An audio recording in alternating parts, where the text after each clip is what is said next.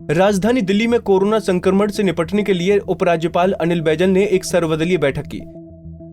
इस बैठक में भारतीय जनता पार्टी के प्रदेश अध्यक्ष आदेश गुप्ता, कांग्रेस के प्रदेश अध्यक्ष अनिल चौधरी, आप के राज्यसभा सांसद संजय सिंह ने हिस्सा लिया। बैठक में कोरोना की वर्तमान स्थिति पर चर्चा की गई और संक्रमण को रोकने के लिए रणनीति भी बनाई गई। एलजी साहब ने हम लोगों को ऑल पार्टी मीटिंग बुलाई थी और उनके व्यूज़ और क्या क्या प्रॉब्लम्स हैं, समस्याएं, उनके बारे में उन्होंने डिस्कस किया।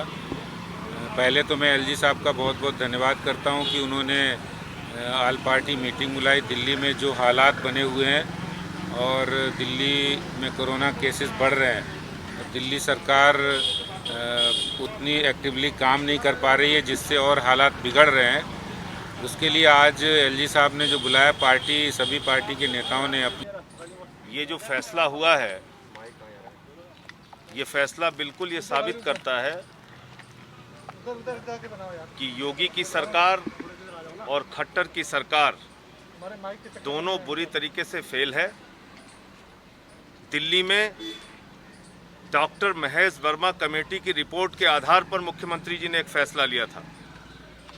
7.5 लाख जनता की राय पर 90% लोगों ने उसमें से जो राय दी थी उसके आधार पर एक फैसला लिया था और दिल्ली वालों का जीवन सुरक्षित रहे, दिल्ली में रहने वाले लोगों को बेड मिल सके, ऑक्सीजन का इंतजाम हो, वेंटिलेटर का इंतजाम हो, उस दृष्टि से फैसला लिया गया था।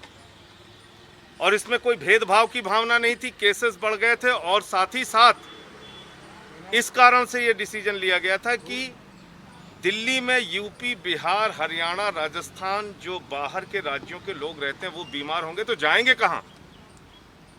और इसका कोई उत्तर एलजी महोदय की मीटिंग में नहीं मिला।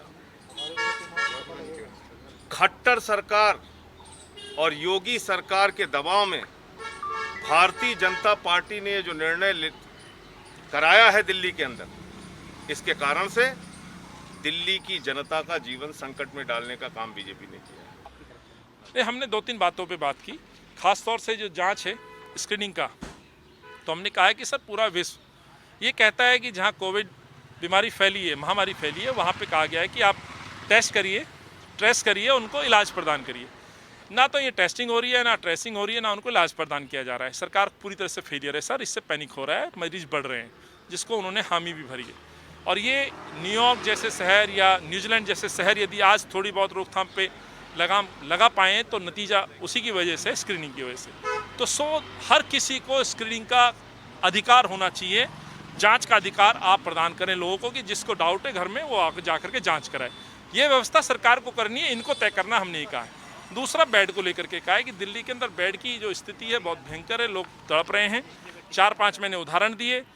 दिल्ली से कमल कुमार कंसल, पंजाब केसरी टीवी।